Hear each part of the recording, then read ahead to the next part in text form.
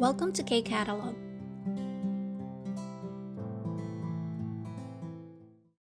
KIIP Level 2 Unit 7 ng workbook pa rin tayo. This time, Munbop or grammar part na tayo.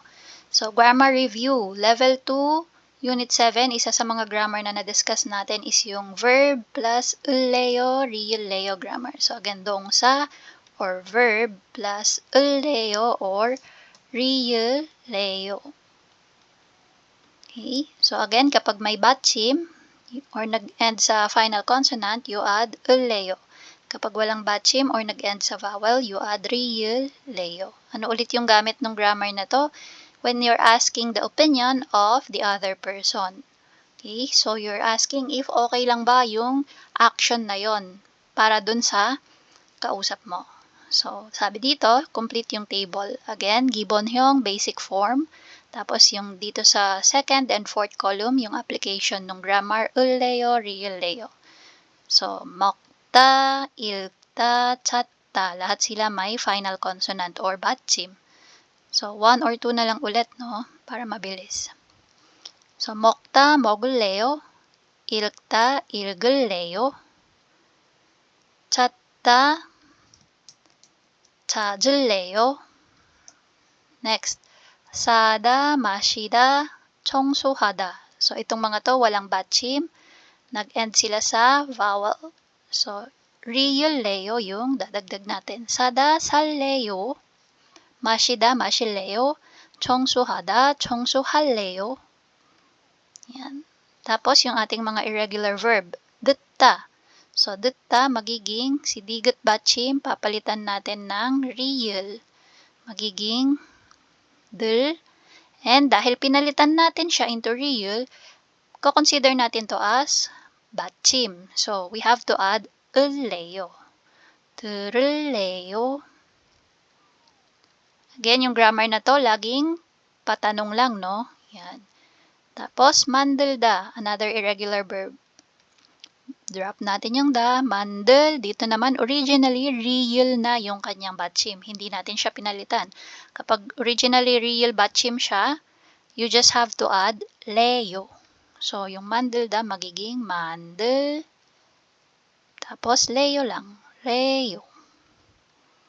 Yan. So, that's for review nung ulleo, real leo. Try natin siyang i-apply. Number 2 instruction, 보기와 같이 대화를 완성하세요. Complete the conversation gamit yung ating example. So, tingnan natin.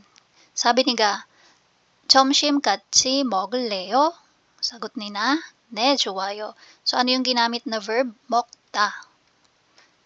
Again, si 을래요, real kay verb mo lang siya pwedeng idugtong, ano? Yan. Okay? So, kay verb lang or kay 동사 lang. So, dito, number 1, 수업 끝나고 같이 영화 blank. Sagot ni Na, 미안해요. 약속이 있어요. So, pasensya ka na, mayroon akong schedule or may iba akong lakad. So, ano ba yung tinanong ni Ga? 영화. So, ano ba usually yung ginagawa natin kapag tayo ay may movie? Malamang pinapanood, no? 영화 is movie. So, yung magiging grammar natin, grammar. Yung ating 동사 or verb is 보다.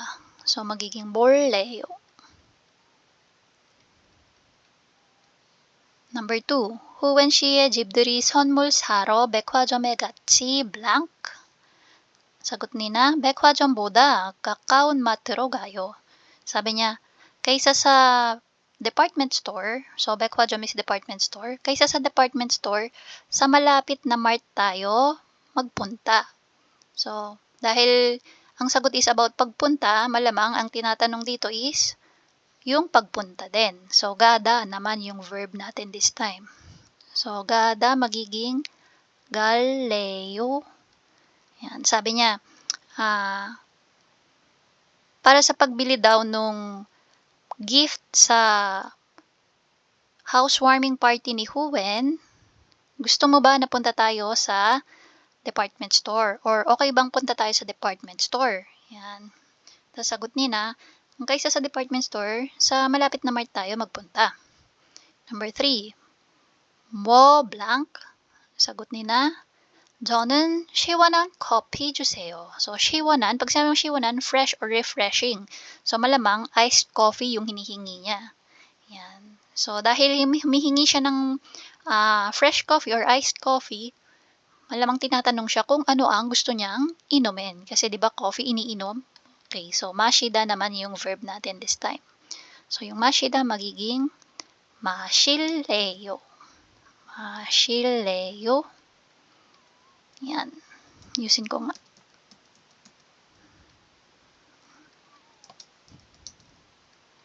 Okay, number 4. 이번 휴가 때 부산에 blank, 제주도에 blank. Sagot ni na, 저는 제주도에 가고 싶어요. Ako sa Jeju ko gustong pumunta. So, parang pinapapili siya kasi dalawa yung lugar. So, 이번 휴가 때, this coming vacation. So, dahil sabi niya, gusto niyang pumunta, again, yung grammar ako ng grammar verb. Yung verb natin ay gada ulit. 부산에 갈래요? 제주도에 갈래요? Yan. So, tinatanong yung opinion. Saan mo gustong pumunta? Sa Busan or sa Jeju? Okay. So, that's for 을래요, 리을래요. Now, another grammar for level 2 unit 7 is yung ating verb or adjective, 동사 or 형용사 plus 으니까 or nika. Okay, again, pag may 받침, 으니까. Kapag walang 받침, nika. So, ano yung grammar na to? Ginagamit mo siya to justify yung iyong sinabi or yung statement. So, sa Tagalog, dahil. Or sa kadahilanan, kung gusto mong maging makata, sa kadahilanan, yan. Or, pwede din namang, kasi. Okay? So, tingnan natin. 기본형, basic form. So, 으니까, nika, again, pag may 받침, 으니까, 1 and 2 na lang ulit yung susulat ko, Pag walang 받침, nika. So, 먹다, 읽다, 신다, 많다, lahat sila may 받침. So, lahat yan, 으니까. 먹으니까, 읽으니까, 쉬느니까, 많으니까. And then, 오다, 만나다, 도착하다, 아프다, 피곤하다. So, lahat sila, walang 받침. Nag-end sila sa vowel. So, lahat to, nika. So, yung 오다 naging 오니까, 만나니까, 도착하니까, 아프니까, 피곤하니까. And then, yung mga irregular verb and adjective natin. 듣다, to listen. Again, drop the, digut, papalitan natin ng real. And dahil may real 받침, 으니까. 들으니까. 덥다, mainit. Drop the, biyup, magiging u.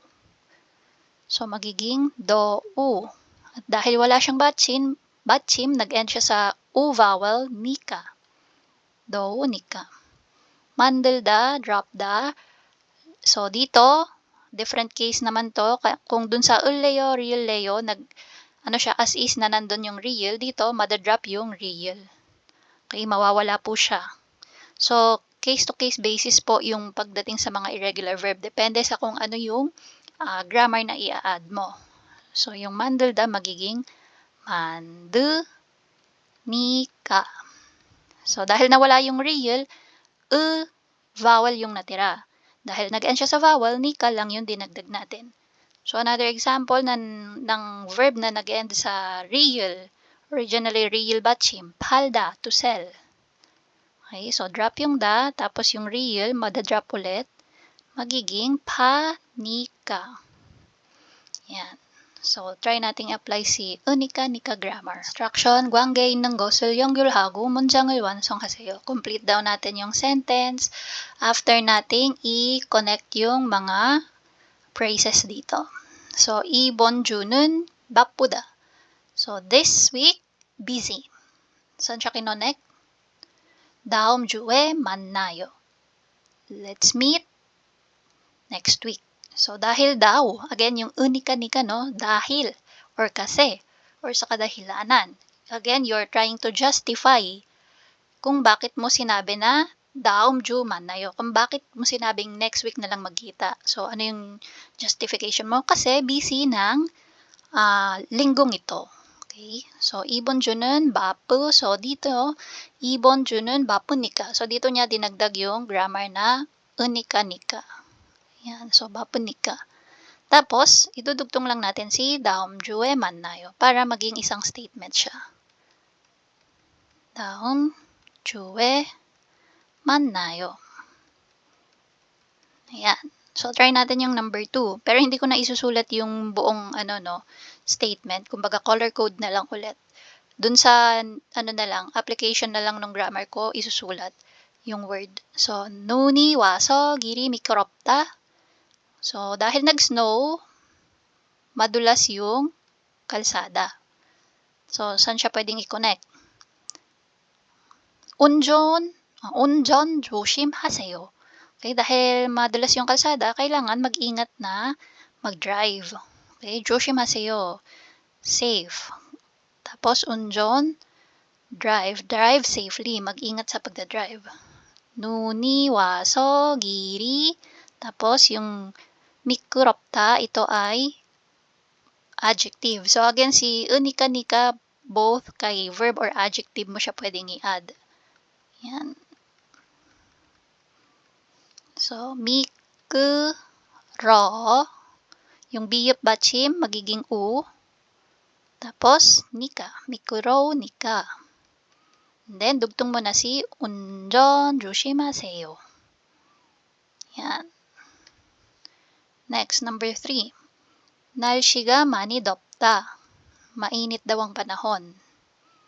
So, dahil mainit ang panahon, aircon을 켜세요. So, pakibuksan ang aircon. Yan. So, 날씨가 많이, so, 덥다, again, biyop yung batchim niya, magiging do, u, tapos nika. 날씨가 많이 더우니까 에어컨을 켜세요. Number 4. 그 식당 음식이 맛있다. So, yung natitira, 열심히 공부하세요, walang connect. So, 거기로 갈래요. Gusto mo ba dun tayo magpunta? Pwede. Dahil masarap nga yung pagkain dun sa restaurant na yon. So, yung 맛있다 magiging 맛있으니까. So, 그 식당 음식이 dahil may 받침, no? 상시옷, 으니까. 맛있으니까 거기로 갈래요. Yan. Number 5. Natitira natin. 내일이 시험이다. So, 내일이 시험이니까